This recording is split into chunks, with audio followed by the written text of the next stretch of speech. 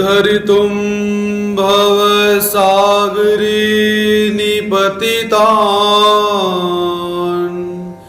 जीवाः सदा दुःखितान् दद्रेयो प्रतिमां परवशश्चैतन्यमूर्ते परां कैवल्याध्वनिनागदेव प्रवर पान्थकृतो येन स देवश्चक्रधर शरण्य शरणोनान्तं निशं पातु मां श्री गोपाल कृष्ण महाराज की जय। पद्मावती चरणचारी सच्चित आनंद स्वरूप अहेतुक अपने भक्तों पर अपनी कृपा का वर्षाव करने वाले भक्त वांछा कल्पतरु पीतांबरधारी एवं अपनी लीलाओं से संपूर्ण जग को मोहित करने वाले भगवान श्री कृष्ण महाराज जी के चरणार विंदों में प्रणति। तत्पश्चात जिन गुरुजनों से हमें वेद बोध अनुसरण विधि निषेध का ज्ञान प्राप्त हुआ, ऐसे सभी ज्येष्ठ श्रेष्ठ गुरुजनों के प्रति प्रणति एवं सभी श्रोता गुरुजनों के प्रति प्रणति। संपूर्ण विश्व को जिस ग्रंथ ने अपना आधार दिया हुआ है, जिस ग्रंथ ने संपूर्ण धर्म एवं धर्म शास्त्रों को अपने ज्ञान से प्रकाशित किया हुआ है, ऐसी परम पवित्र पुनीत एवं जीवात्मा की मति को गति देने वाली श्रीमद् भगवद गीता शास्त्र का हम सब यहाँ पर अध्ययन कर रहे हैं। अध्याय क्रमांक 6 ध्यान योग कैसे करना चाहिए, स्मरण कैसे करना चाहिए, चिंतन कैसे करना चाहिए, इस विषय के अंदर भगवान श्री कृष्ण महाराज जी अर्जुन को समझाते हैं। तो कल के सत्र के अंदर एक बात यहां से निवेदित की गई थी कि श्रीमद् भगवद गीता का जो 6वां अध्याय है, ये अध्याय कैसे है, परमात्मा को प्राप्त करने के लिए चलना कैसे है, ध्यान कैसे करना है, चिंतन कैसे करना है, उस विषय में यह अध्याय अपना महत्वपूर्ण स्थान रखता है। तो इस अध्याय को यदि ब्रह्म विद्या शास्त्र के अनुसार हम ग्रहण करें तो इस अध्याय के श्लोक क्रमांक 17 तक हमें शब्द ज्ञान कैसा होता है, शब्द ज्ञानी कैसा होता है, उसका विश्लेषण हमें प्राप्त होता है। शब्द ज्ञानी को क्या क्या करना चाहिए और शब्द ज्ञान के अंदर क्या क्या होता है, ऐसा बताया गया हुआ है। तत्पश्चात श्लोक क्रमांक 23 तक अप्रोक्ष ज्ञानी के और अप्रोक्ष ज्ञान के लक्षण बताए गए हैं। उसके पश्चात श्लोक क्रमांक 27 तक सामान्य ज्ञानी के लक्षण बताए गए हैं, सामान्य ज्ञान के लक्षण बताए गए हैं। 29 क्रमांक तक, श्लोक क्रमांक 29 तक विशेष ज्ञान और विशेष ज्ञानी के लक्षण बताए गए हैं। तत्पश्चात 3 श्लोकों के अंदर जो प्रेमी भक्त होता है, संचारी प्रेमी भक्त होता है, उसके लक्षण हमें श्रीमद् भगवद गीता के अंदर प्राप्त होते हैं। शब्द ज्ञान के अंदर जीवात्मा अपने मन और वृत्तियों को संयमित करते हुए शब्द के माध्यम से परमात्मा को जानता है। अभी तक शब्द ज्ञानी ने परमात्मा के स्वरूप को नहीं देखा हुआ है, कुछ भी नहीं देखा, केवल शब्दों के माध्यम से जाना हुआ है कि परमात्मा ऐसे होते हैं, जीवात्मा ऐसे होता है, देवताएं ऐसी होती हैं, प्रपंच ऐसे होता है। तत्पश्चात जब शब्द ज्ञानी विधि का पालन करते हुए, निषेधों से बचते हुए, अनुसरण ग्रहण करके तत्पश्चात प्रतिदिन 3 घंटे का स्मरण करता हुआ जब अपने इस देह का परित्याग कर देता है, तब उसे आगे जाकर अप्रोक्ष ज्ञान प्राप्त होता है। तो शब्द ज्ञान के अंदर शब्द ज्ञानी को अपने कर्मों का नाश करना होता है, परमात्मा की सेवा के माध्यम से, संतों की सेवा के माध्यम से, या जो विधि परमात्मा ने बताई है उसके माध्यम से जीवात्मा अपने कर्मों का नाश करता है। तत्पश्चात जब शब्द ज्ञानी अप्रोक्ष ज्ञान में प्रवेश करता है तो अप्रोक्ष ज्ञान के अंदर भी क्या होता है, अप्रोक्ष ज्ञान के अंदर भी वो अप्रोक्ष ज्ञानी अपने कर्मों का ही नाश करता है, लेकिन वहां पर थोड़ी सी विधि भिन्न हो जाती है। अप्रोक्ष ज्ञानी बहुरूपता और बहुकामता के द्वारा अपने कर्मों का नाश करता है, क्योंकि उस समय क्या है, अप्रोक्ष ज्ञानी के पास सामर्थ्य आ चुका है, पावर्स आ चुकी हुई है। कैसे बहुरूपता? मान लीजिए अप्रोक्ष ज्ञानी ने अपने सामर्थ्य से देखा कि मुझे जो दर्जी है, जो टेलर है, उसका जन्म मिलने वाला है, तो अप्रोक्ष ज्ञानी क्या करता है, टेलर का जन्म शरीर लेगा, टेलर का शरीर लेकर जल्दी जल्दी से मशीन लेकर आएगा, मशीन रखेगा और जल्दी जल्दी टेलर का थोड़ा सा काम करके उस टेलर के जन्म को समाप्त कर देगा। उसके पश्चात अपने सामर्थ्य से फिर वो देखेगा कि मेरे स्वरूप के ऊपर एक ब्राह्मण होने का कर्म लिखा हुआ है जिसके अंदर मैंने पढ़ाना है। फिर देखेगा मैंने नाई का जन्म जोड़ा हुआ है, फिर देखेगा मैंने ऐसा ऐसा जन्म जोड़े हैं, ऐसे अनंत जन्म जोड़े हुए हैं। तो अप्रोक्ष ज्ञानी क्या करता है, उन जन्मों के विषय में जल्दी से जल्दी उन शरीरों को रचित करके, उन शरीरों का निर्माण करके, वो कार्य करके अपने उस कर्म का शीघ्र नाश कर देता है। 100 वर्ष उसे दर्जी बनना पड़ेगा, फिर उसके कर्मों का नाश होगा, ऐसा नहीं, कुछ ही क्षणों के अंदर अपने उस कर्म का वो नाश कर देता है। इसके अतिरिक्त अप्रोक्ष ज्ञानी ने देखा कि मैंने एक श्वान का जन्म ऐसा ग्रहण किया हुआ है, जोड़ा हुआ है कि मुझे कुत्ता बनना है, तो वो इन जन्मों के विषय में और मुझे देवताओं का भोग भी प्राप्त होना है, मैंने स्वर्ग में भी जाना है, ऐसा भी भोग मैंने जोड़ा हुआ है। मनुष्य देह को छोड़कर पशु पक्षी योनियों की तरफ देखता है और इंद्र आदि जो है उनकी तरफ भी देखता है कि मैंने ये सारे के सारे जन्म जोड़े हैं, तो उनके विषय में वो बहुकामता करता है।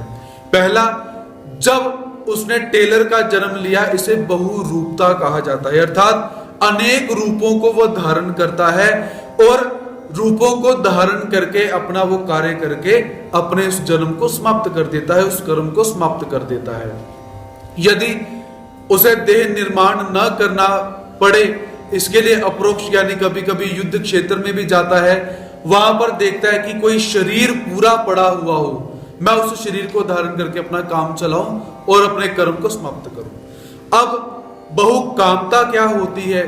अप्रोक्ष ज्ञानी मन में विचार करता है कि मैंने एक कुत्ते का जन्म लेप जोड़ा हुआ है, मुझे बनना था, अब वो कर्म समाप्त करना है, तो वो क्या करेगा, ध्यान में बैठेगा, ध्यान में सोचेगा कि मैंने ऐसी ऐसी जगह पर एक कुत्ते का जन्म लिया, मैं थोड़ा सा बड़ा हुआ, खेल रहा हूं और खेलते खेलते मैं एक सड़क पर गया, सामने से एक गाड़ी आई, गाड़ी ने मुझे कुचल दिया, मैं मर गया। इस प्रकार बहुकामता, बहुकामता अर्थात बहुकामना के द्वारा उसने अपने कुत्ते के उस लेप को कुछ ही क्षण के अंदर समाप्त कर दिया। अब पुनः अप्रोक्ष ज्ञानी विचार करता है कि मैंने तो स्वर्ग में भी जाना है, मैंने उसका भी लेप जोड़ा हुआ है, तो स्वर्ग जाऊंगा, वहां पर कितना समय स्वर्ग का भोग भोगूंगा, तब तक मैं ईश्वर प्राप्ति से उतना ही दूर चला जाऊंगा। तो वह क्या करता है, स्वर्ग में नहीं जाता। वह मन में विचार करेगा कि मैं स्वर्ग गया, वहां पर इंद्र ने मुझे अपना आसन प्रदान किया, मैंने दिव्य भोग भोगे, शीघ्र वो दिव्य भोग भोगकर ऐसा विचार करके वापस आ जाता है, तो उसका जो स्वर्ग के जो भोग है, जो और देवताओं के भोग हैं, वो भी समाप्त हो जाते हैं। तो इस विधि से अप्रोक्ष ज्ञानी क्या करता है, अपने संपूर्ण कर्मों को शीघ्र करके समाप्त कर देता है। ऐसी अप्रोक्ष ज्ञानी की रीत होती है।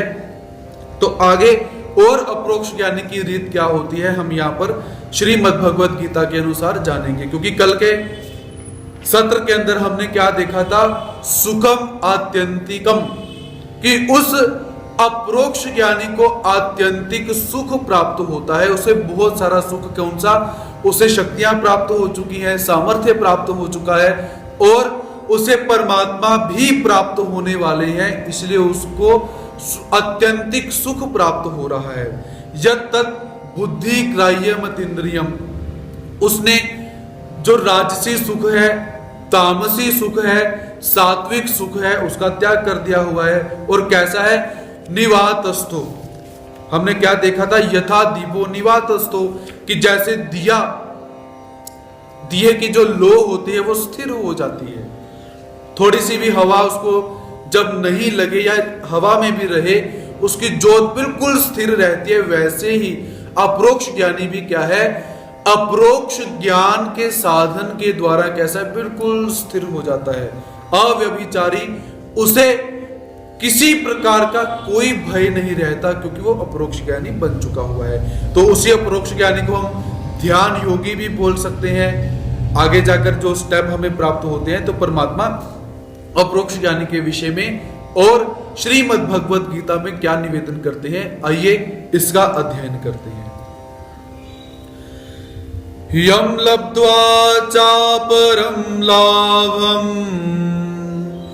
मन्यते नाधिकं ततः यस्मिन्यतो न दुःखेन गुरुणापि विचाल्यते। यम लब्ध्वा चापरं लाभं मन्यते नाधिकं ततम् यस्मिन्यतो न दुःखेन गुरुणापि विचाल्यते। और अप्रोक्ष ज्ञानी और ध्यान योगी की स्थिति कैसी होती है? वो चलायमान क्यों नहीं होते? क्योंकि विघ्न अप्रोक्ष ज्ञानी को भी प्राप्त होते हैं, शब्द ज्ञानी को भी प्राप्त होते हैं। तो यहां पर परमात्मा बताते हैं यम लाभम, जिस लाभ की लब्ध्वा प्राप्ति होने पर, तथा अधिकम अपरम न मन्यते, उससे अधिक कोई दूसरा लाभ न मन्य से मानने में भी नहीं आता। अप्रोक्ष ज्ञानी कैसा है? विचार करता है कि मुझे परम लाभ प्राप्त होने वाला है। वो परम लाभ क्या है? परमात्मा। उस परमात्मा से और अधिक परम लाभ कुछ भी नहीं है। च यस्मिन स्थिति, और जिसमें स्थित होने पर, वह गुरुणा दुखेन, गुरुणा अर्थात बहुत बड़े बड़े जो दुख होते हैं, उन दुखों से भी क्या है? न विचाल्यते, वह ध्यान योगी विचलित नहीं होता है। ऐसा हम यहां पर देख सकते हैं। पहले श्रीमद् भगवत गीता के तत्व का अनुसरण करते हैं, पश्चात श्री ब्रह्म विद्या शास्त्र के तत्व का अनुसरण करेंगे। यम लब्ध्वा चापरम लाभम। अब लाभ क्या होता है? परम लाभ क्या होता है? तो परमात्मा यहां पर निवेदन करते हैं, जिस लाभ को प्राप्त करने के पश्चात कोई दूसरा लाभ और है ही नहीं, ऐसा जो मान लेता है वो ध्यान योगी। कैसे? अब किसी को 1 घंटे के अंदर काम करने के बदले 100 रुपए प्राप्त होते हैं, तो वह व्यक्ति मन में क्या विचार करता है कि मुझे ऐसी जगह पर काम करना चाहिए जहां पर 1 घंटे काम करने के पश्चात 1000 रुपए प्राप्त होने चाहिए। ऐसे उसकी अपेक्षा बढ़ती रहती है, उसे इस लाभ से बढ़कर दूसरा जो और अधिक लाभ है वो दिखाई देता है। और कोई व्यक्ति यदि 1 घंटे में 1000 रुपया कमाता है, तो वह मन में विचार करता है कि मुझे ऐसी जगह पर काम करना चाहिए, ऐसी जगह पर नौकरी करनी चाहिए जहां पर मुझे 1 घंटे में 10,000 रुपए प्राप्त हो। अर्थात एक लाभ के ऊपर दूसरा लाभ स्थिर रहता है। लेकिन जो परमात्मा का भक्त होता है, उसे यदि पता चल जाए कि परमात्मा रूपी परम लाभ है, तो वह परमात्मा रूपी परम लाभ से ऊपर किसी दूसरे लाभ को जानता ही नहीं, क्योंकि उससे ऊपर कोई दूसरा लाभ है ही नहीं। तो इसके अतिरिक्त जो परमात्मा में नहीं लगे हुए हैं, वह कैसे हैं? आलस्य से भरे हुए, प्रमाद से भरे हुए अपने घरों में पड़े रहते हैं और उस राजस सुख का जो भोग है उसको भोगते रहते हैं। या इसे हम तामस सुख भी बोल सकते हैं, क्योंकि तामसी अभाव स्वभाव के अंदर भी क्या है? प्रमाद उत्पन्न हो जाता है। तो वह व्यक्ति कैसे हैं? तामसी सुख को भोगते हैं घर में, लेकिन उनके मन में इच्छा बनी रहती है कि और सुख भोगे। फिर वह व्यक्ति क्या करते हैं, काम जन्य सुख के अंदर प्रवेश करते हैं, उस लाभ की तरफ जाते हैं। तो काम का उपभोग लेने के पश्चात भी क्या है, उनका मन उच्चाट हो जाता है। काम सुख के बाद, राजसी सुख के बाद भी उनका मन उच्चाट हो जाएगा, लेकिन फिर उस काम के अंदर वो अपने आप को रुचि लेते हैं, फिर बढ़ते हैं, ऐसे से धीरे धीरे चलते रहते हैं। लेकिन फिर उस कामी व्यक्ति ने विचार करा कि इस सुख से बढ़कर भी कोई और सुख हो सकता है, तो वह क्या करता है, सात्विक सुख की तरफ जाता है। पहले तामसी सुख भोगा, फिर राजसी सुख भोगा, अब सात्विक सुख की तरफ गया। सात्विक सुख में उसने परमात्मा का ध्यान लगाया, ध्यान लगाकर उसे और अच्छा लगा। अब उस व्यक्ति ने देखा कि सात्विक सुख से ऊपर भी एक सुख है, एक लाभ है, उसने उसका भी प्रयास करा, जिसे आत्यंतिक सुख कहते हैं।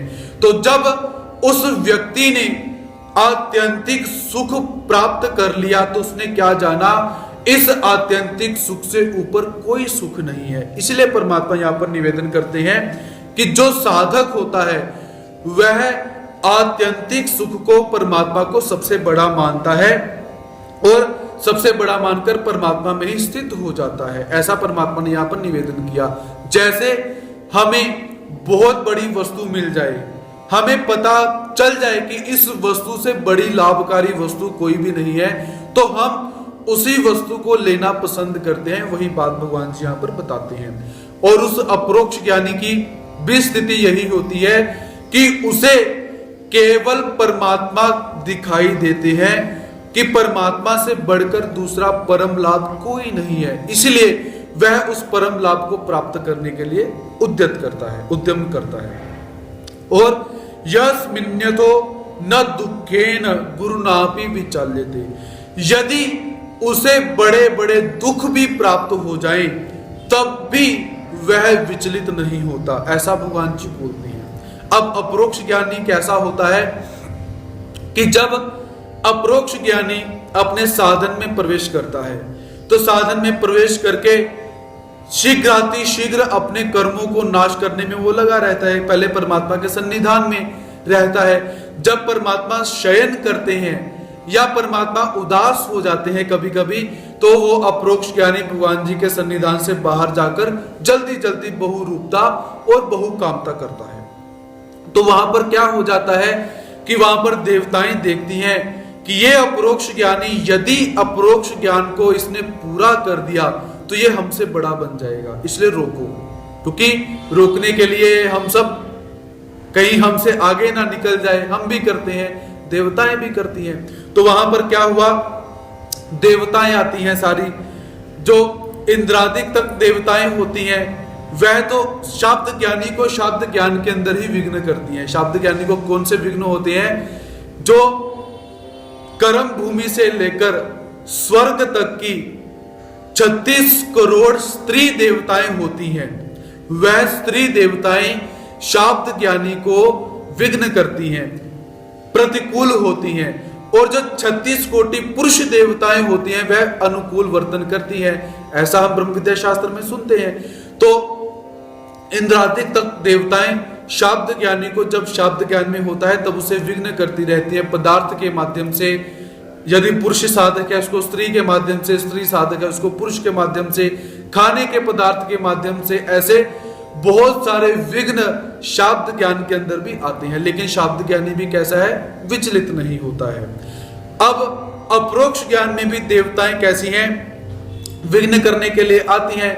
ब्रह्मादिक देवताएं हैं, तो ब्रह्मादिक देवताएं ब्रह्मा विष्णु महादेव इत्यादि शब्द अप्रोक्ष ज्ञानी के पास आती हैं और अप्रोक्ष ज्ञानी को आकर निवेदन करती हैं कि हे अप्रोक्ष ज्ञानी हो, हमारा शुद्रानंद स्वीकार करो। ध्यान से सुनिए, अप्रोक्ष ज्ञानी कितना बड़ा बन चुका है।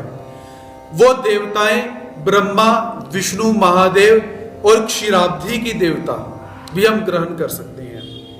तो वो क्या करती हैं कि उन अप्रोक्ष ज्ञानी के पास आकर नम्र वृत्ति से हाथ जोड़कर अप्रोक्ष ज्ञानी से निवेदन करती है कि हे अप्रोक्ष ज्ञानी जी, चलिए हमारे जो धाम है, हमारे जो लोक हैं, वहां पर चलकर हमारे आनंद को स्वीकार कीजिए, हम आपको प्रेम पूर्वक लेने आए हैं। ब्रह्मा भी निवेदन करते हैं, महादेव भी निवेदन करते हैं, विष्णु भी निवेदन करते हैं, शेषैया भी निवेदन करते हैं, लेकिन वो जो अपरोक्ष ज्ञानी होता है वो अपने साधना में लगा हुआ है, वो अपना कर्मों का नाश करने में लगा हुआ है, वो बिल्कुल ध्यान नहीं देता कि सामने ब्रह्मा जी आए नमस्कार करो, कुछ नहीं लेना देना, क्योंकि उस समय अपरोक्ष ज्ञानी को क्या है, बिल्कुल भी चिंता नहीं, केवल चिंता है मैं अपने कर्मों का नाश करूं।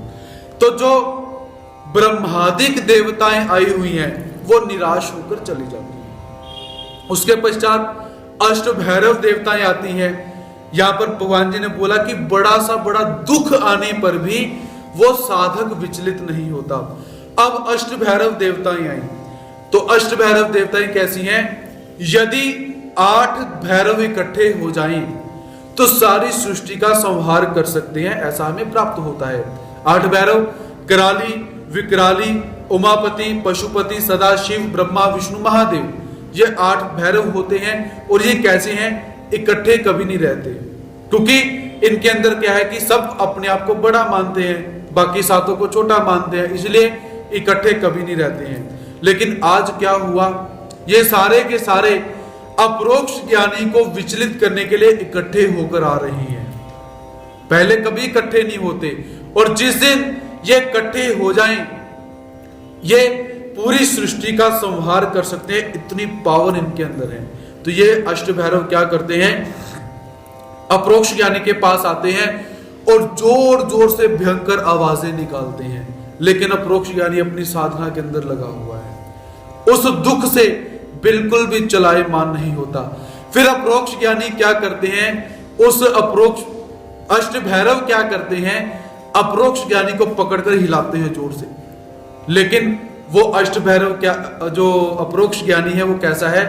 बिल्कुल अचल बैठा रहता है, क्योंकि उस समय क्या है, वो गरिमा सिद्धि का अंगीकार करता है। गरिमा अर्थात पूरा का पूरा भारी हो जाता है।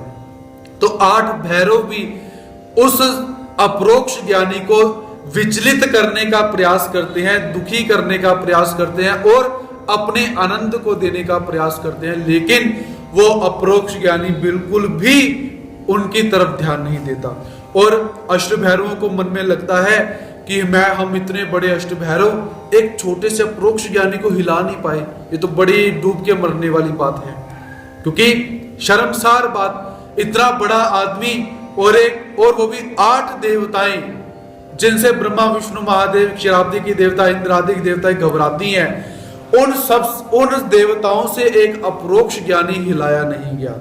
तो अष्ट भैरव क्या बोलते हैं मन में, अपने आप को सेटिस्फैक्शन करने के लिए, अपने आप को समाधानी करने के लिए, कि अपरोक्ष ज्ञानी आमचे भस्म होइल परियामी करो ना। ये अपरोक्ष ज्ञानी, हम तो इसको जला सकते हैं पर हम भी छोड़ देते हैं, जाने दो, बेचारा है, बैठा हुआ है। ऐसे अपने आप को समझा बुझाकर अब अष्ट भैरव देवताएं वहां से चली जाती हैं। अब विश्व देवता ने देखा ये तो काम खराब हो चुका है, तो विश्व देवता और माया क्या करती है? जाती नहीं है। अब अष्ट भैरवों के जाने के बाद विश्व देवता और माया सीधा ही अपनी शक्ति का संचार कर देती है। ये तो बाहर से इनको दुख दे रहे थे, अपना आनंद दे रहे, क्योंकि अपरोक्ष ज्ञानी के लिए इन देवताओं का आनंद भी कैसा है? विघ्न। क्योंकि ये विघ्न यदि हो गया तो वो अपरोक्ष ज्ञानी परमात्मा से दूर हो जाएगा। तो ये लोग देवता यही चाहती हैं कि ये हमारा आनंद ले और हमारे चक्कर में फंसा रहे। तो विश्व और चैतन्य देवता अब क्या करती है? वो अपरोक्ष ज्ञानी के सामने नहीं जाती, वह अपने आनंद का उसे सीधा संचार कर देती हैं और अपरोक्ष ज्ञानी को वो जो आनंद है वो संचारित होना शुरू हो जाता है, अंदर से ही आनंद आना शुरू हो जाता है और अपरोक्ष ज्ञानी का ध्यान भंग हो जाता है। फिर अपरोक्ष ज्ञानी क्या करता है? शीघ्र परमात्मा के सन्निधान में जाता है और जाकर जो भी सेवा उसे दिखाई देती है वो करनी शुरू कर देता है, और उससे करने से क्या है? वो देवताओं का जो विघ्न रूप आनंद आया हुआ है वो चला जाता है। इस प्रकार देवताओं का विघ्न प्राप्त होने पर भी, विघ्न अनंत रूप दुख प्राप्त होने पर भी यह साधक ध्यान योगी और अपरोक्ष ज्ञानी विचलित नहीं होते हैं। हम ऐसा यहां पर देख सकते हैं ब्रह्म विद्या शास्त्र के अनुसार और श्रीमद् भगवद गीता के अनुसार। और उस अपरोक्ष ज्ञानी की व्यवस्था कैसी होती है, ध्यान योगी की व्यवस्था कैसी होती है, इस विषय में परमात्मा निवेदन करती है। तम विद्या दुख संयोग वियोगम योग संगीतम स निश्चयेन योक्तव्यो योगो निर्विन्न चेतसा। तम विद्यात् दुख संयोग वियोगम योग संगीतम स निश्चयेन योक्तव्यो योगो निर्विन्न चेतसा। दुख संयोग वियोगम, जिसमें दुख के संयोग का ही वियोग है, तब उसी को योग संगीतम, योग नाम से जानना चाहिए। वह योग जिस ध्यान योग का, स अर्थात उस योग ध्यान योग का अभ्यास कैसा है, अनिर्विन्न चेतसा, न उकसाए हुए चित्त से, उकताए हुए या उकसाए हुए चित्त से निश्चयन योक्तव्यो, निश्चय पूर्वक करना चाहिए। कि मान लीजिए परमात्मा यहां पर क्या बोलते हैं कि जिसमें दुखों के संयोग का वियोग हो चुका हुआ है उसे योग जानना चाहिए। अर्थात जिस योग के अंदर दुख कभी नहीं होते उसे योग कहा जाता है, ऐसा परमात्मा बोलते हैं। और उस अभ्यास को करते समय यदि कभी कभी परमात्मा की प्राप्ति में विलंब हो जाए, साधना करने में कभी कभी साध्य प्राप्त ना हो, तो कभी भी क्या है, उकसाना नहीं चाहिए।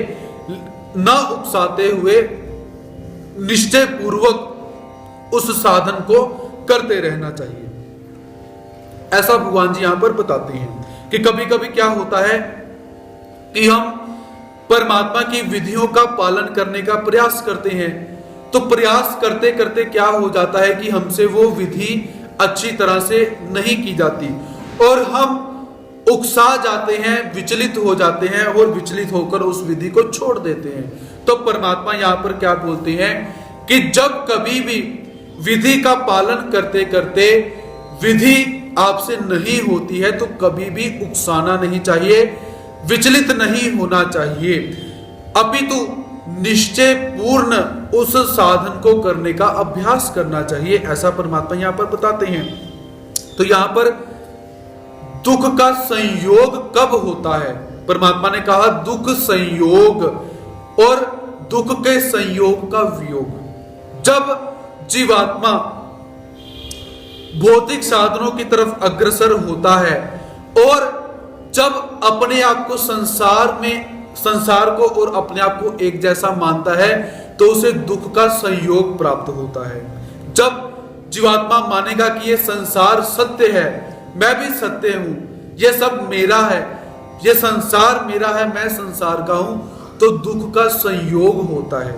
इसके विपरीत जब साधक मानता है कि मैं सत्य स्वरूप हूं, संसार मिथ्या है, मैं परमात्मा का हूं, संसार का नहीं हूं और ये संसार मेरा नहीं है, जब ऐसी धारणा धारण की जाती है तब क्या है, दुख के संयोग का वियोग हो जाता है, अर्थात दुख चला जाता है।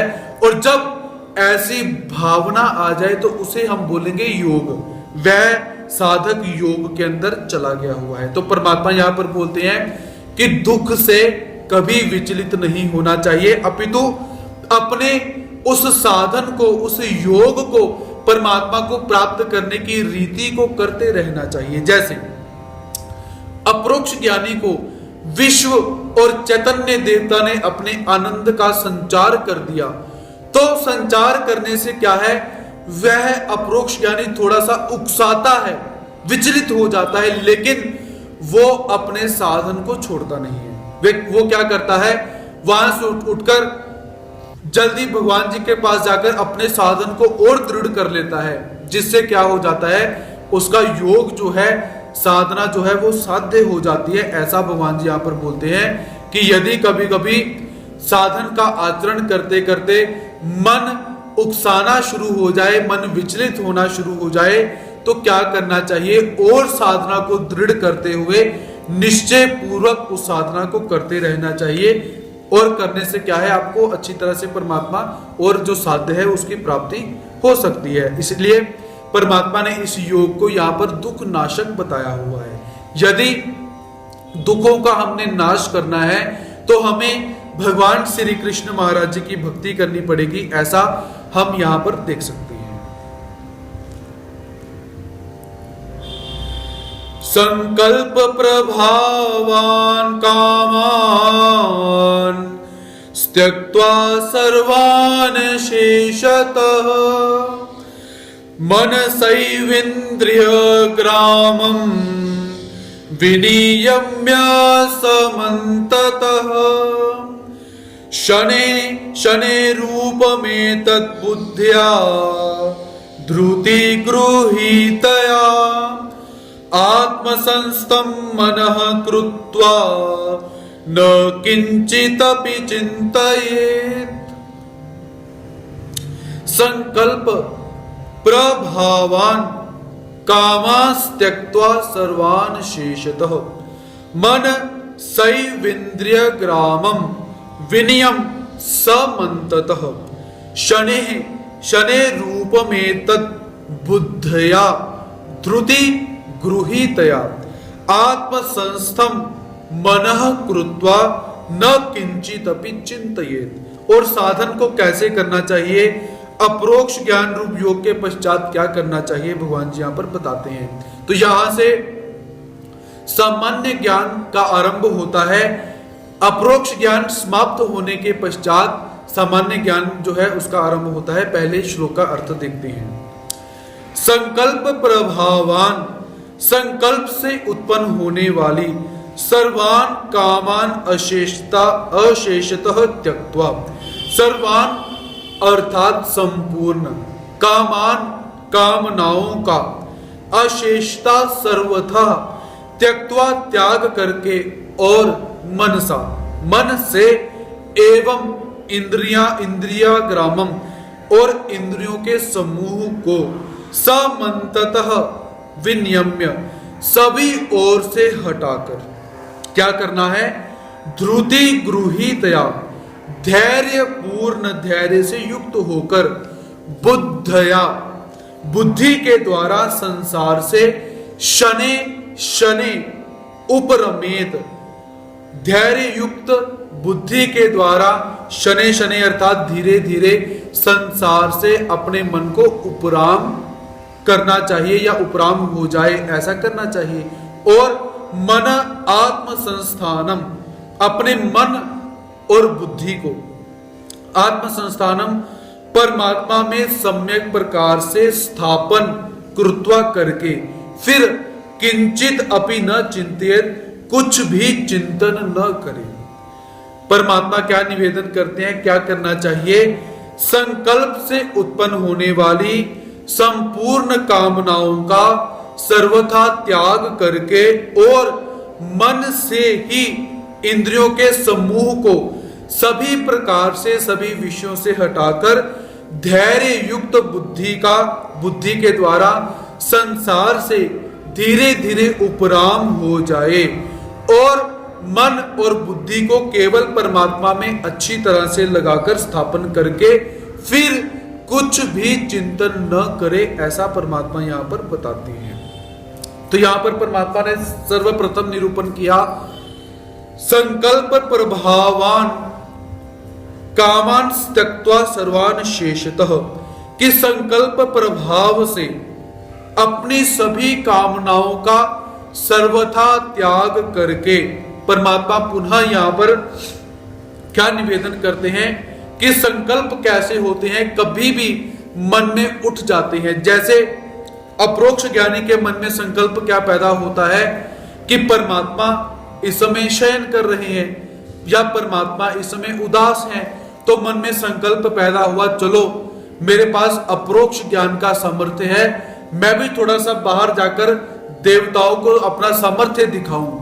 यह संकल्प अप्रोक्ष ज्ञानी के मन में पैदा होता है और आगे जाकर विघ्न मिलते हैं जाकर, ऐसा हम देख सकते हैं। तो भगवान श्री कृष्ण महाराज जी यहां पर बोलते हैं कि संकल्प कब पैदा होंगे, किस स्थिति में पैदा होंगे, किस देश में पैदा होंगे, किस काल में पैदा होंगे, किस परिस्थिति में पैदा होंगे, किस वस्तु को देखकर पैदा होंगे, कहा नहीं जा सकता। इसीलिए संकल्प क्या है कि तरह तरह की स्फुरनाएं पैदा होती हैं, मन में संकल्प पैदा हो जाते हैं और उसको वो साधक वैसा ही काम करना शुरू कर देता है। इसीलिए अशेषतः त्यक्त्वा, संकल्पों को बिल्कुल त्याग करके, कभी भी संकल्प मन में पैदा हो जाए उसे उसी समय मिथ्या कर देना चाहिए, समाप्त कर देना चाहिए, ऐसा परमात्मा यहां पर बोलते हैं। और उसके पश्चात मन सैवेन्द्रिया ग्रामम विनियम समन्तत, मन से क्या है कि सब अपनी इंद्रियों को हटाकर, क्योंकि उस समय क्या है अप्रोक्ष ज्ञानी और सामान्य ज्ञानी कैसे हैं, इनके पास इंद्रियां नहीं है, लेकिन कभी कभी क्या है जो अनुभव इत्यादि होता है तो ये कभी कभी विचलित हो सकते हैं थोड़े से। लेकिन अप्रोक्ष सामान्य विशेष साधन कैसा है, ये अव्यभिचारी साधन नहीं है। इसमें से ये ऐसी परीक्षा है कि जिस परीक्षा में विद्यार्थी फेल हो ही नहीं सकता। अप्रोक्ष सामान्य और विशेष, इसमें एंट्रेंस हो गई, आप पहुंच गए तो आप पास हो ही जाओगे। और शब्द ज्ञान कैसा है, इसमें आप फेल भी हो सकते हो, पास भी हो सकते हो। ऐसा ये व्यभिचारी साधन है। व्यभिचारी अर्थात जिसके अंदर व्यभिचार होता है, उल्टा पलट होता है, विकार होता है, ऐसा भी हो सकता है, वैसा भी हो सकता है, विकृति। और अव्यभिचार कैसे, जो स्थिर होता है, ऐसा है तो ऐसा ही रहेगा, ऐसा हम देख सकते हैं। उसके पश्चात परमात्मा निवेदन करते हैं कि अपनी बुद्धि को और धैर्य रखना चाहिए, धैर्य को धारण करते हुए सभी प्रकार के सुखों से उपराम हो जाना चाहिए और उसके पश्चात कुछ भी चिंतन नहीं करना चाहिए। तो सामान्य ज्ञानी जो होता है वो क्या करता है, अप्रोक्ष ज्ञानी ने अपने संपूर्ण कर्मों का त्याग कर दिया हुआ है। अब उसके शरीर के ऊपर, उसके स्वरूप के ऊपर, शरीर तो समाप्त हो चुका है शब्द ज्ञान के ही अंदर, स्वरूप के ऊपर जो कर्मों के चिन्ह लगे हुए थे, कर्मों के लेप लगे हुए थे, तो अप्रोक्ष ज्ञानी ने सारे के सारे कर्मों को समाप्त कर दिया। वो पशु योनि के कर्म हो, मनुष्य योनि के कर्म हो, देव योनि के कर्म हो, नरक योनि के कर्म हो, या कैसे भी कर्म हो, उन सभी कर्मों को अप्रोक्ष ज्ञानी ने साफ कर दिया। अब वो कैसा है, संपूर्ण कर्मों से रहित हो चुका हुआ है। अब सामान्य ज्ञान के अंदर क्या है, उसे अपने स्वरूप के ऊपर मल दिखाई देते हैं। मल क्या है, जो देवताओं को देखने के लिए हम बोले, या जीवात्मा को संकुचित करने के लिए देवताओं के स्वरूप सजाते एक वस्तु जो लगाई गई थी, जिसके माध्यम से देवताएं जीवात्मा को देखती हैं। क्योंकि ये जीवात्मा का स्वरूप कैसा है, इतना सूक्ष्म है कि देवताएं हम जीवात्माओं को जब तक हम शरीर में नहीं है, जब तक हमें मल नहीं लगे, तब तक देख नहीं सकती हैं। तो हमारे शरीर में जो मल लगे हुए हैं, उन मलों के आधार ही देवताएं देखती हैं कि मेरे स्वरूप जैसी वस्तु सामने दिखाई देती है, मतलब यहां पर जीव है, ऐसा जीवात्मा का दर्शन होता है। तो सामान्य ज्ञानी अब देखता है कि मेरे स्वरूप के ऊपर सभी देवताओं के मल लगे हुए हैं, तो वो क्या करता है कि धैर्य युक्त होकर अपनी बुद्धि के द्वारा अपने संपूर्ण यंत्रों को अपने में संयमित करके सिर्फ एक ही काम करता है। वो काम क्या है, अपने मलों को दूर करना। जिन मलों को प्रत्येक जीवात्मा ने लगाया था, उन मलों को सामान्य ज्ञानी दूर करता है। संकल्प अपने मन में करता है कि मैंने केवल यही काम करना है, अब मुझे परमात्मा से मिलने के लिए कोई भी रोक नहीं सकता है। ऐसा जो सामान्य ज्ञानी होता है, वह सामान्य ज्ञानी धीरे धीरे अपने मन में विचार करता है। उस समय जो सामान्य ज्ञानी को मल लगे हुए हैं, जब तक इन मलों का आवरण सामान्य ज्ञानी के ऊपर लगा रहेगा, तब तक सामान्य ज्ञानी विशेष ज्ञानी नहीं बन सकता है। तो विशेष ज्ञान को प्राप्त करने के लिए आत्म संस्थम मनः कृत्वा, कि अपने यहां पर मन किस अंतःकरणवाचक आया हुआ है, तो अंतःकरण से अपने में स्थित हुए, अपने स्वरूप में स्थित हुए वो अपरोक्ष ज्ञानी क्या करता है, केवल और केवल अपने मलों को दूर करने का प्रयास करता है, और करता भी है, ऐसा हम यहां पर देख सकते हैं। तो यदि इस श्लोक को हमने ध्यान योगी पर लगाना है तो हमें कैसा लगाना पड़ेगा कि जो ध्यान योगी होता है उसे क्या करना चाहिए, संकल्पों का परित्याग करना चाहिए, कामनाओं का परित्याग करना चाहिए, मन और इंद्रियों से अपने विषयों को हटाना चाहिए, धृति गृहीतया अपने आप को धैर्य से धारण करना चाहिए, बुद्धि के द्वारा अपनी जो निश्चयात्मक बुद्धि है उसे संसार में न लगाकर धीरे धीरे संसार से हटाकर परमात्मा में अपने मन को लगाना चाहिए, ऐसा हम यहां पर देख सकते हैं।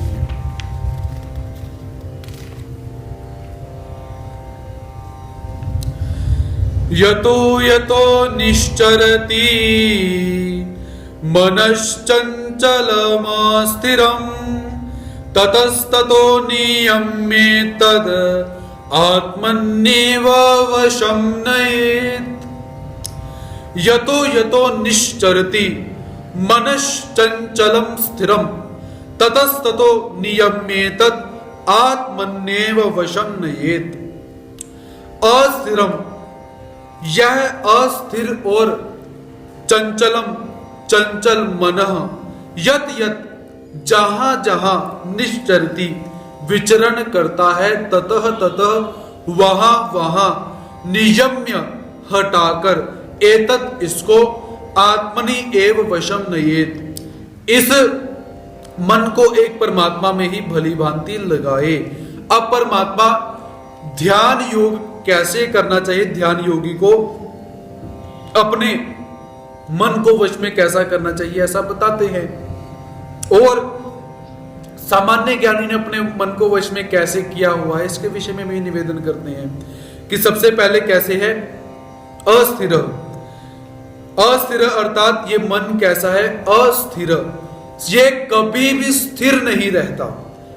मन कैसे है, यदि ऑस्ट्रेलिया जाने का विचार आए तो मन को किसी वीजे की आवश्यकता नहीं पड़ती, किसी फ्लाइट की आवश्यकता नहीं पड़ती, वो पहले अपने आप ही ऑस्ट्रेलिया पहुंच जाएगा। ऐसे मन कैसा है, अस्थिर।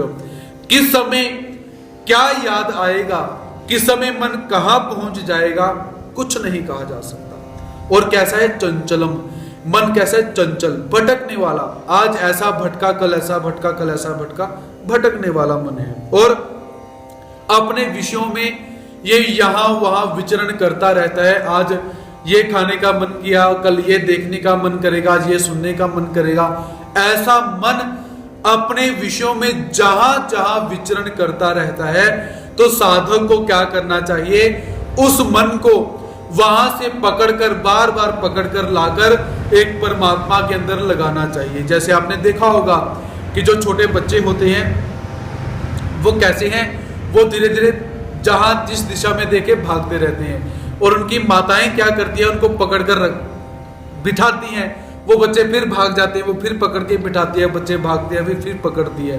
भगवान जी वही बात यहाँ पे बोलती हैं कि मन कैसा है, चंचल, एक बच्चे की तरह चंचल और अस्थिर है।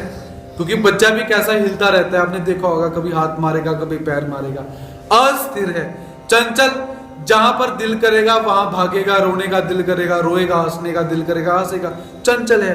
वैसे ही ये मन कैसा है, अस्थिर और चंचल। जैसे वो माता उस बच्चे को बार बार पकड़ के लाती है, बिठाती है, वैसे ही परमात्मा कहते हैं कि ये मन जब बार बार विषयों की तरफ जहां जहां भागे, उसे बार बार पकड़ कर लाओ और बिठाओ और बोलो कि परमात्मा में लग। ये परमात्मा मन को वश में करने का एक सरल उपाय बताते हैं कि मन जहां भी भागे वापस ले आओ, क्योंकि मन है तो हमारा, किसी दूसरे का तो है नहीं कि हम बोलेंगे कि नहीं इसको वापस नहीं लाया जा सकता। इस मन को वापस भी अवश्य लाया जा सकता है, ऐसा भगवान जी यहां पर देखते हैं। तो मन, इंद्रियां और बुद्धि, ये भी कैसे हैं, हमें दो प्रकार के प्राप्त होते हैं। एक पंच भौतिक त्रिगुणात्मक जो प्रकृति से बनी हुई है, और दूसरी ब्रह्मादिक देवताओं के सामर्थ्य रूप, ऐसे हमें ब्रह्म विद्या शास्त्र के अंदर प्राप्त होता है। प्रशांत मन संयेनम योगिनम सुखमुत्तमम उपैति शांत रजसम ब्रह्मभूतम कल्मषम। प्रशांत मनसम हीनम योगिनम सुखमुत्तमम उपैति शांत रजसम ब्रह्मभूतम कल्मषम। अकल्मष अर्थात जिसके सब पाप नष्ट हो चुके हैं, कल्मष कहा जाता है पाप को। अकल्मष अर्थात जिसके सारे के सारे पाप नष्ट हो चुके हैं। शांत रजसम जिसका रजोगुण शांत हो चुका है, रजसम अर्थात रजोगुण जिसका शांत हो चुका है। प्रशांत मनसम जिसका मन सर्वथा शांत और निर्मल हो चुका है, ऐसे एतम एनम इस ब्रह्मभूतम ब्रह्म रूप बने हुए योगिनम योगी को ही उत्तमम सुखम उपैति निश्चय ही उत्तम सात्विक सुख प्राप्त होता है।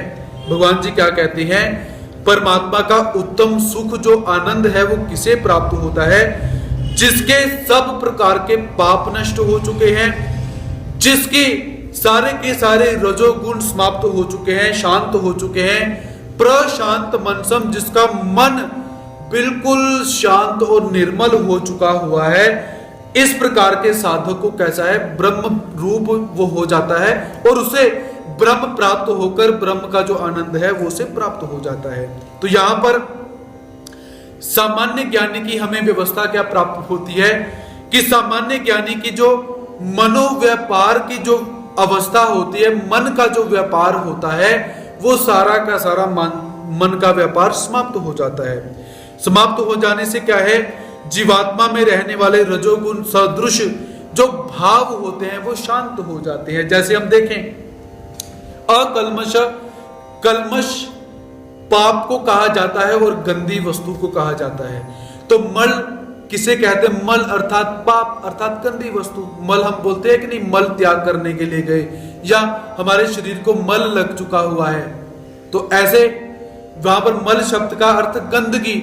वैसे ही देवताओं के जो मल हैं वो भी गंदगी अर्थ में होते हैं, और कल्मष ये शब्द भी गंदगी अर्थ में ही यहां पर परमात्मा उपयोग करती हैं। तो जो सामान्य ज्ञानी है वो कैसा हो चुका है, अकल्मष।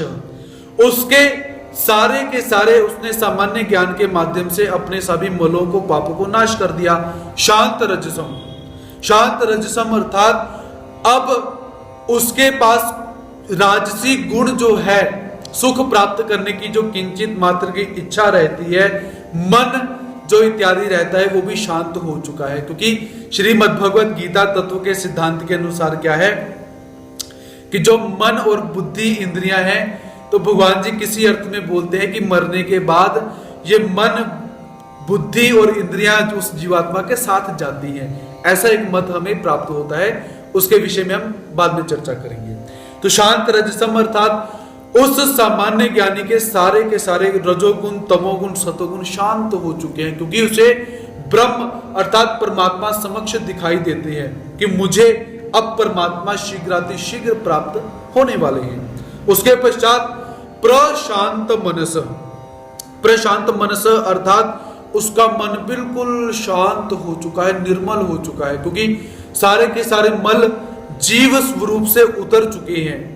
शुद्ध जीव स्वरूप निर्मल, जिसका रंग कैसा है, जैसा नारियल का पानी होता है। जीव स्वरूप का रंग कैसा है, दुधिया, दूध के जैसा नहीं, नारियल पानी का जैसा रंग आपने देखा होगा कि जो स्लेटी कलर होता है, पानी और दूध जैसा मिक्स होता है, ऐसा जीवात्मा के स्वरूप का रंग है, जीव स्फटिकाकार, ऐसा भगवान जी बोलते हैं। स्फटिक अर्थात सफेद भी इसे बोला जा सकता है कि जीवात्मा का स्वरूप कैसा है, सफेद है।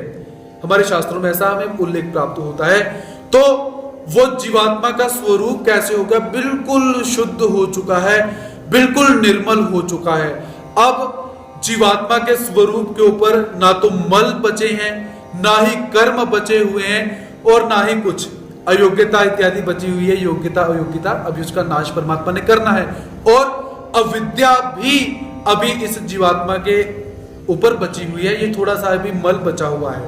तो ऐसा जो अप्रोक्ष ज्ञानी है, सामान्य ज्ञानी है, वो क्या देखता है कि उसका मन बिल्कुल शांत हो चुका है कि मैं पहले की अपेक्षा अब बहुत सारा निर्मल हो चुका हुआ हूं, और ब्रह्म रूप हुए योगी को निश्चय सुख की प्राप्ति होती है। अब उसे धीरे धीरे आनंद बढ़ता हुआ मिलता है। जो आनंद शब्द ज्ञानी को प्राप्त हुआ था शब्द ज्ञान में थोड़ा सा, वही आनंद अप्रोक्ष ज्ञानी को और बढ़कर आगे जाकर प्राप्त हुआ। वही आनंद सामान्य ज्ञानी को और बढ़कर प्राप्त हुआ। अब सामान्य ज्ञानी विचार करता है कि मुझे अप्रोक्ष ज्ञान मिलना चाहिए और आनंद बढ़ना चाहिए, ऐसा वो विचार करता है।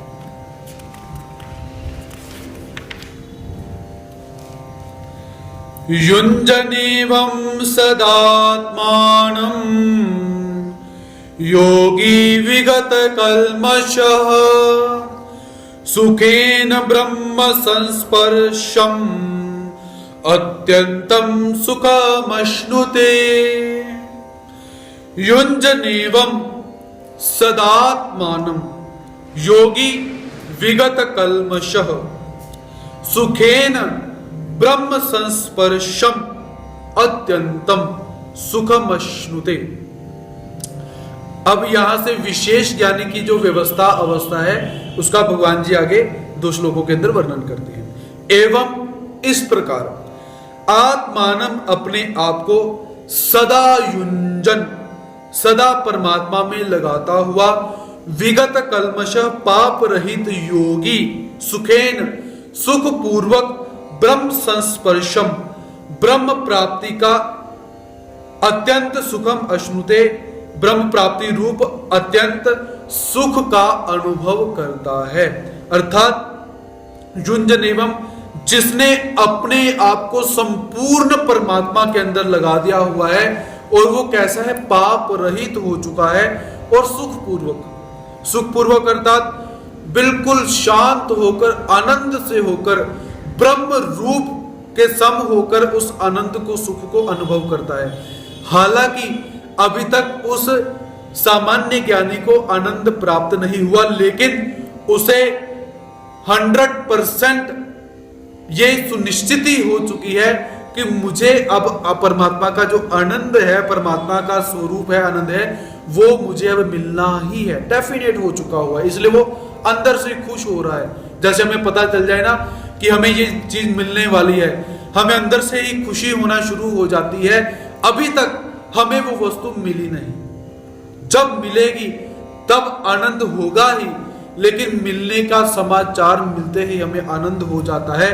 ऐसे ही वो जो सामान्य ज्ञानी है, उस सामान्य ज्ञानी को अब विशेष ज्ञान प्राप्त हो गया। विशेष ज्ञान, सामान्य ज्ञान की अवस्था पूर्ण हो जाने पर उसे विशेष ज्ञान प्राप्त हुआ। अब सामान्य ज्ञानी अब विशेष ज्ञानी होकर आनंद से रहता है। और वो कैसे है, अपने आप को परमात्मा में लगाता है। तो विशेष ज्ञान के अंदर कौन से कार्य करने पड़ते हैं कि जो कृपास्पद के दुख विशेष ज्ञानी को दिए जाते हैं। तो ये कृपास्पद के दुख उसे क्यों दिए जाते हैं? अब यहां तक तो वो आनंद में था, अब थोड़ा सा दुख परमात्मा देते हैं, क्योंकि जितना प्रिय वस्तु को मिलने में विलंब होता है, उतनी प्रगाढ़ता, उतनी तीव्रता, उतना प्रेम, उतना आकर्षण बढ़ता रहता है। जैसे कोई प्रेमी हो और प्रेमिका हो, वो मिलने के लिए इच्छुक हो रहे हो लेकिन मिल नहीं सकते, तो क्या है, उनका प्रेम और प्रगाढ़ होता रहता है। मिलने के बाद प्रेम कम अवश्य हो जाएगा, क्योंकि वस्तु प्राप्त होने के बाद आकर्षण इत्यादि समाप्त हो जाता है। तो यहां पर भी परमात्मा उसे क्या करते हैं, कृपास्पदी के दुख देते हैं। वो दुख क्यों दिए जाते हैं कि साधन के अंदर, शब्द ज्ञान के अंदर जब जीवात्मा संत जनों का, वासनिक जनों का, भक्तों का अवहेलन करता है, भक्तों का, संत जनों का मन दुखाता है, तो परमात्मा अपरोक्त विशेष ज्ञान के अंदर जाकर उस क्रिया का, उस विशेष ज्ञानी को दंड भुगवाते हैं। ध्यान से सुनिए, मन दुखाने रूप जो क्रिया है, जो भक्तों का और संतों का मन दुखाया हुआ है, उस मन को दुखाने के स्वरूप जो अयोग्यता इस साधन को, साधक को लगी हुई है, उस अयोग्यता के फल स्वरूप परमात्मा अब विशेष ज्ञान के अंदर उसे दुख देते हैं, अपने से पीछे कर देते हैं विशेष ज्ञानी को। और वो विशेष ज्ञानी कैसा है? अनंत काल तक दुख भोगता है। और कभी भगवान श्री कृष्ण महाराज जी के पास जाएगा, कभी श्री दत्तात्रेय महाराज जी के पास जाएगा, कभी श्री चक्रपाणी महाराज जी के पास जाएगा, या कभी श्री गोविंद प्रभु महाराज जी के पास जाएगा, या और जो परमेश्वर के अवतार कब भी हुए हैं उनके पास जाएगा और जाकर निवेदन करता है कि आप सभी भगवान श्री चक्रधर स्वामी जी से प्रार्थना कीजिए कि वो मेरा स्वीकार करें। ऐसा वहां पर व्यवस्था होती है। लेकिन अंदर से विशेष ज्ञान का सुख भी है, चरम देह का सुख भी है, लेकिन वो सुख कैसे है? खत्म होकर दुख है, क्योंकि परमात्मा ने उसे दूर कर दिया है। तो जब वो कृपास्पदी के दुख दूर हो जाते हैं तो उस समय क्या है? ब्रह्म प्राप्ति रूप अत्यंत सुख का वो अनुभव करता है। विशेष ज्ञान का सुख भी उसे रहता है और परमात्मा को प्राप्त होने का सुख भी उसे धीरे धीरे प्राप्त होता है। ऐसा हम यहाँ पर देख सकते हैं। यहाँ पर उसे साधनानंद भी प्राप्त हो रहा है और साध्यानंद भी धीरे धीरे थोड़ा थोड़ा प्राप्त होता है। सर्वभूतस्थमात्मानं सर्वभूतानि चात्मनि ईक्षते योग युक्तात्मा सर्वत्र समदर्शनम। सर्वत्र समदर्शनम, सर्वभूतस्थमात्मानं सर्वभूतानि चात्मनि ईक्षते योग युक्तात्मा सर्वत्र समदर्शनः। सर्वत्र, सब जगह, समदर्शन, अपने स्वरूप को देखने वाला, च और योग युक्तात्मा, ध्यान योग से युक्त अंतःकरण वाला जो सांख्य योगी है। आत्मानम, अपने आप को, सर्वभूतस्थ, संपूर्ण प्राणियों में स्थित देखता है। अब यहां परमात्मा थोड़ा सा सांख्य योगी का वर्णन करते हैं।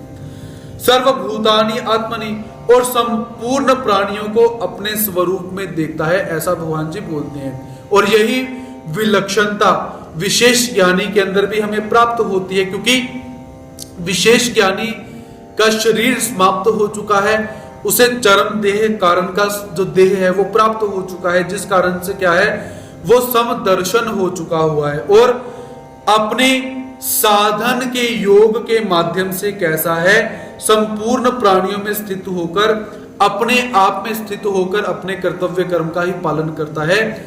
यहां पर विशेष ज्ञानी का कर्तव्य कर्म क्या हुआ? कि रूठे हुए परमात्मा को मनाना।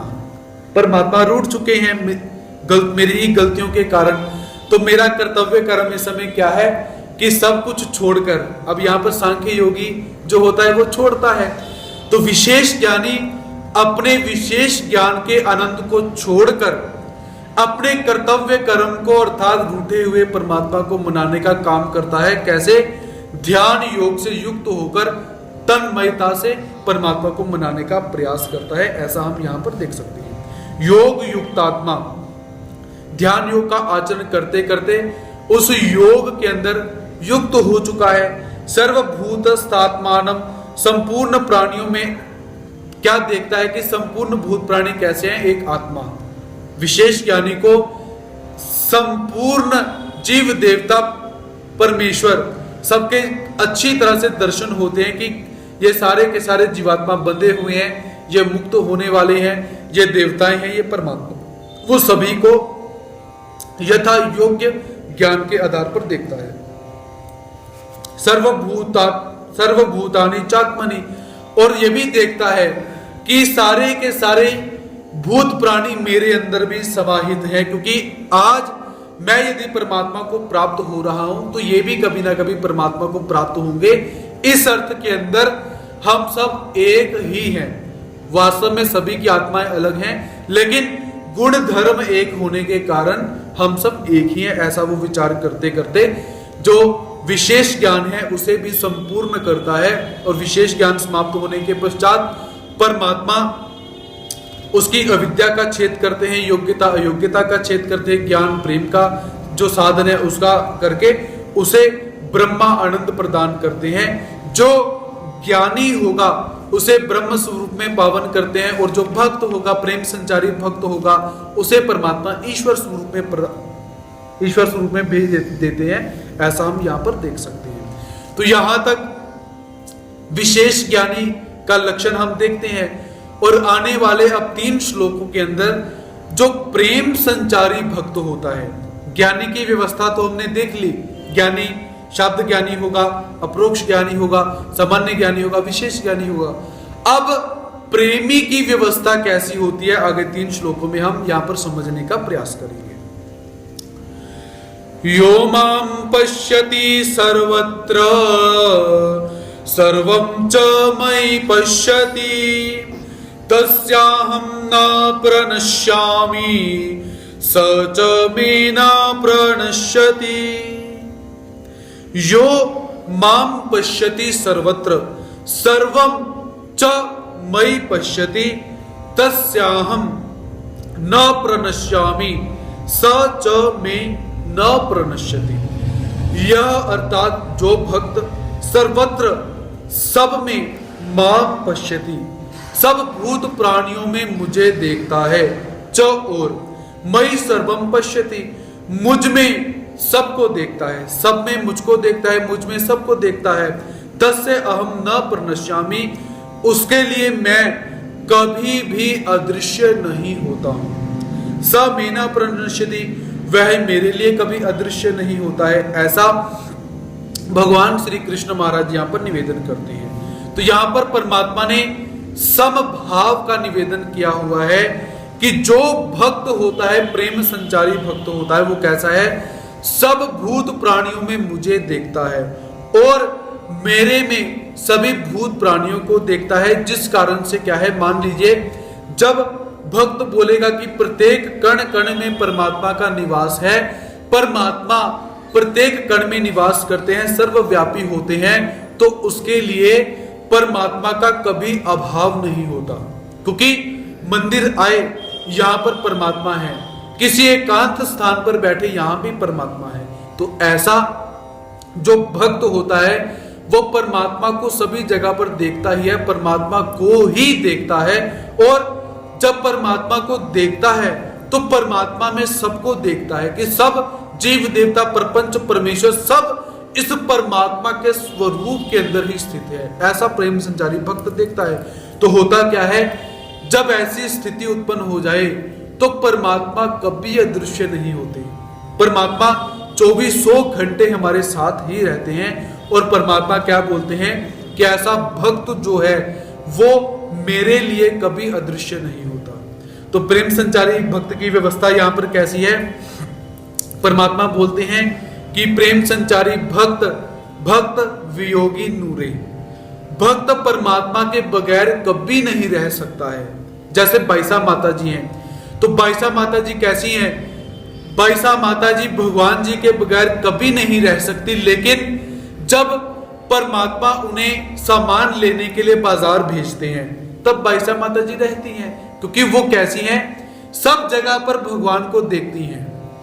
सामान लेने गई हैं, वो परमात्मा को इस स्वरूप को देखती है कि परमात्मा का स्वरूप यहां भी व्यापक है, परमात्मा का स्वरूप यहां भी व्यापक है, और साकार परमात्मा भगवान श्री चक्रधर स्वामी जी विराजमान है। ऐसे वो देखती है। और जब परमात्मा साकार रूप को देखती है बाईसा माता, वो कहते हैं कि इस परमात्मा स्वरूप में सब कुछ विद्यमान है। तो ऐसी बाईसा माता के लिए, प्रेम संचारी भक्त के लिए परमात्मा कभी अदृश्य नहीं होते, और वह भक्त भी परमात्मा के लिए कभी अदृश्य नहीं होता। कि जब मान लीजिए परमात्मा का वियोग हो जाए, पर भक्त अपने प्राण का अंत कर दे, तो परमात्मा उसे जल्दी जल्दी पुनः अपने दर्शन दे देते हैं। ऐसी प्रेम संचारी जो भक्त है उसकी व्यवस्था परमात्मा यहां पर बताती है। सर्वभूत स्थितं यो मां भजत्येकत्वमास्थितः सर्वथा वर्तमानोऽपि स योगी मयि वर्तते। सर्वभूत स्थितं यो मां भजत्येकत्वमास्थितः सर्वथा वर्तमानोऽपि स योगी मयि वर्तते।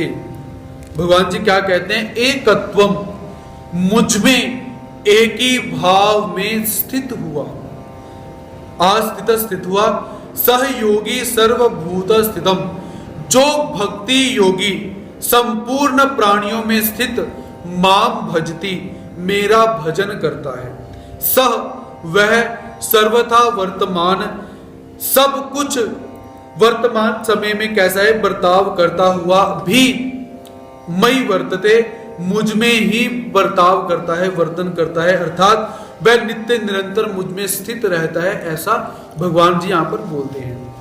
तो इन श्लोकों को हम प्रेम संचारी भक्त पर कैसे लगा रहे हैं? क्योंकि परमात्मा यहां पर श्रीमद् भगवद गीता शास्त्र के अनुसार भक्ति योग का वर्णन करते हैं और ब्रह्म विद्या शास्त्र के अनुसार प्रेम संचारी भक्त का वर्णन हमें यहाँ पर प्राप्त होता है। तो परमात्मा बोलते हैं जो भक्ति योगी होता है, प्रेम संचारी भक्त होता है, वो कैसा है?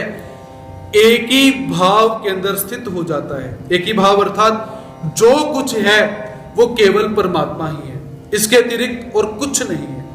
उसके पश्चात संपूर्ण भूत प्राणियों में स्थित होता हुआ वो कैसा है? काम वो सब कुछ करेगा, सामान खरीदने का काम करेगा, परमात्मा की सेवा करेगा, परमात्मा का आज्ञा का पालन करेगा, लेकिन वो कैसा है? परमात्मा को सब जगह पर देखते हुए वर्तमान समय में वो सारे के सारे काम करते हुए कैसे है? परमात्मा के अंदर ही बर्ताव करता है। कैसे? माता बाईसा जी बोलेंगी तो परमात्मा का नाम लेकर परमात्मा की ही बात बोलेंगी, किसी वस्तु को प्रदान करेंगी तो परमात्मा के कार्य निमित्त प्रदान करेंगी, किसी को बाजार भेजेंगी तो परमात्मा के कार्य निमित्त ही बाजार भेजेंगी, किसी को डांटेंगी तो परमात्मा के कारण ही किसी को डांटती है, किसी को क्रोधित होगी तो परमात्मा के कारण ही क्रोधित होगी, किसी को सेवा में लगाएगी तो परमात्मा के कारण ही किसी को सेवा में लगाएगी, स्वयं भोजन करेगी तो परमात्मा के लिए ही भोजन करेगी, क्योंकि मैंने परमात्मा की सेवा करनी है। ऐसे जो भक्ति योगी होता है और प्रेम संचारी भक्त होता है वो कैसा है? वर्तमान समय के अंदर संपूर्ण कार्यों को करता हुआ, व्यवहार में बरतता हुआ परमात्मा में ही बरतता है, ऐसा भगवान जी यहां पर बताते हैं। तो यहां पर एकत्वमा स्थितः, इस शब्द को जो अद्वैतवादी हैं, जो कहते हैं कि परमात्मा और जीवात्मा एक ही होते हैं, वो इस शब्द को पकड़ते हैं एकत्वमा स्थितः, कि मेरे अंदर ही स्थित होता है। लेकिन यहां पर हमने ऐसा अर्थ नहीं लगाना है, यहां पर अर्थ कौन सा लगाना है? द्वैतवाद का। द्वैतवाद कैसा? कि जीवात्मा और परमात्मा अलग अलग होते हैं, ऐसा हमने यहां पर देखना है। कि कैसे? कि जैसे पिता और पुत्र, पुत्र पिता का अंश होते हुए भी कभी पिता नहीं होता, लेकिन पिता के जैसे एकत्व और समान भाव उसमें दिखाई देते हैं। या इसके अतिरिक्त हमारा किसी के साथ बहुत प्रेम है, तो प्रेम कैसा है? कि हम बोलते हैं कि शरीर एक लेकिन आत्माएं दो, ऐसा हम बोलते हैं। या हम बोलते हैं कि शरीर दो है, आत्मा एक रहती है, कि हम दो से एक होने जा रहे हैं। ऐसे शब्द का जब प्रयोग किया जाता है उसे कहा जाता है एकत्व होना। जैसे शादी हुई सरल भाषा के अंदर, तो शादी के समय में क्या है? दो व्यक्तियों को एक कर दिया गया, दो व्यक्तियों को जोड़ दिया गया। तो क्या उन दोनों को ऐसा मिक्स कर दिया गया कि वो जो स्त्री है उसका स्त्रीत्व समाप्त हो गया, पुरुष का पुरुषत्व समाप्त हो गया? ऐसा नहीं। स्त्री अपने सत्ता के अंदर स्थित है और पुरुष अपनी सत्ता के अंदर स्थित है, केवल एक संबंध उनके अंदर जुड़ा, इस भाव में एकत्व हो चुके हैं, एक हो चुके हैं। इसके अतिरिक्त वो दोनों अलग ही हैं। तो यहां पर एकत्व का द्वैतवादी सिद्धांत क्या लगाना है? जीवात्मा भक्त योगी प्रेम संचारी भक्त और परमात्मा संबंध के रूप में, प्रेम के रूप में एक हो चुके हैं, जुड़ चुके हैं। ऐसा नहीं कि जीवात्मा और परमात्मा एकदम से मिक्स हो गए और जीवात्मा का जीवत्व समाप्त हो गया, परमात्मा का परमत्व समाप्त हो गया, एक हो गए। ऐसा हमने कभी नहीं बोलना। जब जीवात्मा और परमात्मा मिल जाते हैं तब भी उस स्थिति के अंदर जीवात्मा का आत्मत्व अलग रहता है, परमात्मा का परमत्व अलग रहता है। जैसे पानी के अंदर हम तेल की बूंद डालते हैं, पानी में तेल की बूंद डाली और पानी अलग रहता है, तेल अलग रहता है, ऐसा हम देख सकते हैं। तो यहां ऐसा भक्ति योगी का लक्षण परमात्मा यहां पर निवेदन करते हैं। आत्मोपमेन सर्वत्र समं पश्यति अर्जुन, सुखम वा यदि वा दुःखम स योगी परमो मत। आत्मोपमेन सर्वत्र समं पश्यति अर्जुन, सुखम वा यदि वा दुःखम स योगी परमो मतः। हे अर्जुन, यह जो भक्त आत्मोपमेन, आत्मोपमेन अर्थात अपने शरीर की उपमा से सर्वत्र सब जगह पर मुझे समम पश्यति, मुझे सब जगह पर कैसे है, समभाव से देखता है। वह सुखम यदि वह दुखम, यदि सुख उपस्थित हो जाए, यदि दुख उपस्थित हो जाए तो भी मुझे प्रत्येक जगह पर समान भाव में देखता है। स परम योगी मत, वह परम योगी माना जाता है, ऐसा भगवान श्री कृष्ण महाराज यहां पर बताते हैं। तो यहां पर परमात्मा ने अनुभव की बात करी हुई है कि अनुभव कैसे है, कि जो परम योगी हो जाता है, जो भक्ति योगी हो जाता है, वो कैसे है, परमात्मा के श्रेष्ठ लक्षण को जानकर प्रत्येक स्थिति के अंदर परमात्मा को देखता है, परमात्मा को जानता है। यदि उसे कोई शारीरिक सुख प्राप्त हो जाए तब भी वो परमात्मा को जानता है, परमात्मा की भक्ति करता है। यदि उसे दुख प्राप्त हो जाए तब भी वह परमात्मा को अच्छी तरह से जानता है, परमात्मा को अच्छी तरह से जानता है। अर्थात वो प्रेम संचारी भक्त कैसा है, किसी भी स्थिति में परमात्मा को वो छोड़ता नहीं है। परमात्मा के अभाव को, निराकार परमात्मा के अभाव को वो कभी नहीं मानता। वो क्या मानता है कि परमात्मा समम पश्यति, कि परमात्मा कैसे है, अपने शरीर की उपमा की तरह। जैसे मेरा शरीर विद्यमान है वैसे परमात्मा भी विद्यमान है। परमात्मा का अभाव कभी नहीं होता। सुख हो जाए, दुख हो जाए, वो किसी स्थिति के अंदर परमात्मा को छोड़ता ही नहीं। जैसे आचार्य श्री नागदेव जी को बुखार आया तो उस बुखार की अवस्था में परमात्मा से निवेदन करते हैं कि भटो जाओ, सामान लेकर आना है। तो आचार्य श्री नागदेव जी कहते हैं कि हे प्रभु आज्ञा कीजिए, निवासा जाना है, सामान लाना है। तो बुखार की अवस्था में, दुख की अवस्था में वो परमात्मा को सम देखते हुए परमात्मा की आज्ञा का वो पालन करने के लिए उद्यत हो जाते हैं। ऐसा भी हम यहाँ पर देख सकते हैं। जैसे यहाँ पर, यहाँ तक प्रेम संचारी भक्त के भी परमात्मा ने लक्षण बता दिए हुए हैं। अब इतना ज्ञान सुनने के पश्चात अर्जुन के मन में प्रश्न पैदा होते हैं। तो अर्जुन वो प्रश्न परमात्मा से पूछते हैं। अर्जुन उवाच, अर्जुन बोले, योऽयं योगस्त्वया प्रोक्तः साम्येन मधुसूदन, एतस्याहं न पश्यामि चंचलत्वा स्थिति स्थिराम्। योऽयं योगस्त्वया प्रोक्तः साम्येन मधुसूदन, एतस्याहं न पश्यामि चंचलत्व स्थिति स्थिराम्। हे मधुसूदन, त्वया आपके द्वारा, साम्येन समता पूर्वक, यह अयम योग प्रोक्तः, जो यह योग कहा गया हुआ है, चंचलत्वम, चंचलत्वात्, मन की चंचलता के कारण, अहम मैं, एतस्याहम, एतस्य इस योग की स्थिरम स्थितिम न पश्यामि, स्थिर स्थिति को नहीं देखता हूं।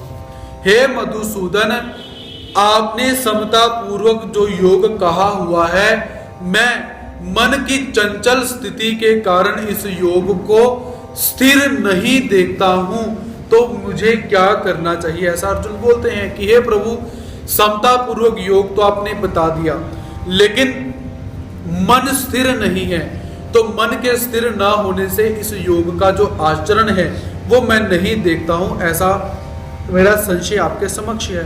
और कैसे? अर्जुन क्या और क्या निवेदन करते हैं कि चंचलम ही मनः कृष्ण प्रमाथि बलवदृढ़ं तस्याहं निग्रहं मन्ये वायोरीव सुदुष्करम्।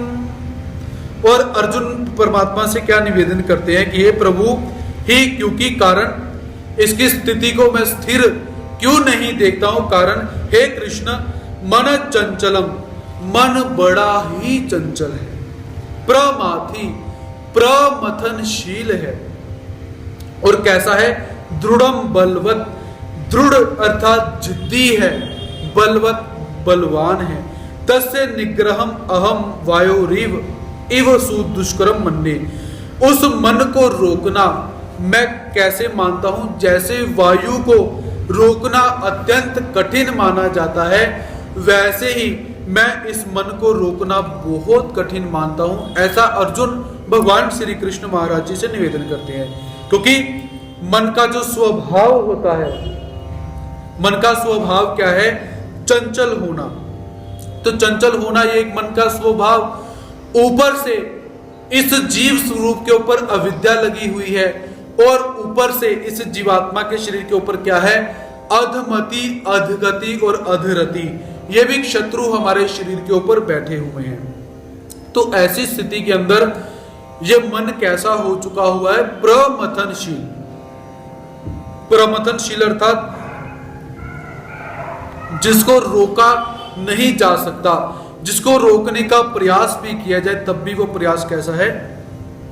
असफल हो जाता है। ऐसा अर्जुन बोलते हैं कि हे प्रभु, मन बहुत ही चंचल है। मन चंचल होने के पश्चात कैसा है? प्रमथनशील भी है, जिद्दी भी है, बलवान भी है। तो इस तरह इस मन को मैं वश में करना बहुत कठिन मानता हूं। जैसे इस संसार के अंदर वायु को वश में करना नितांत कठिन है, वैसे ही मैं इस मन को कठिनता से वश में करने योग्य मानता हूं। तो हे प्रभु, कैसे होगा? समता रूपी योग कैसे होगा? ध्यान योग कैसे होगा? भक्ति योग कैसे होगा? और कर्म योग कैसे होगा? आप मुझे बताओ, क्योंकि मैं अभी तक कैसे हूं? सुना मैंने अवश्य, लेकिन मन मेरा भी अभी तक कैसा है? डावाडोल हो रहा है कि क्या करूं, कैसे करूं, मन को रोकूं कैसे? ऐसे अर्जुन भगवान श्री कृष्ण महाराज जी से अपनी व्यथा को व्यथित करते हैं, निवेदन करते हैं। आज का समय हमारा यहां पर समाप्त होता है। कल पुनः भगवान श्री कृष्ण महाराज जी अर्जुन के इस प्रश्न का उत्तर क्या देते हैं, कौन सा रहस्य परमात्मा अर्जुन को निवेदित करते हैं, उन रहस्यों को लेकर, परमात्मा के दिव्य तत्वों को लेकर आप सबके समक्ष उपस्थित होने का प्रयास रहेगा। तब तक सभी श्रोतागणों को प्रणति, जो भी यहाँ पर श्रवण करते हैं, परमात्मा के जो भक्त हैं, चरणों के अनुरागी हैं, उन सबके लिए प्रणति यहाँ पर मैं सादर करता हूँ। तो सभी परमात्मा के ज्ञान का श्रवण करते हुए अपना उद्धार करेंगे, ऐसी सदिच्छा व्यक्त करते हुए सभी भक्तों को जय श्री कृष्ण, दंडवत प्रणाम।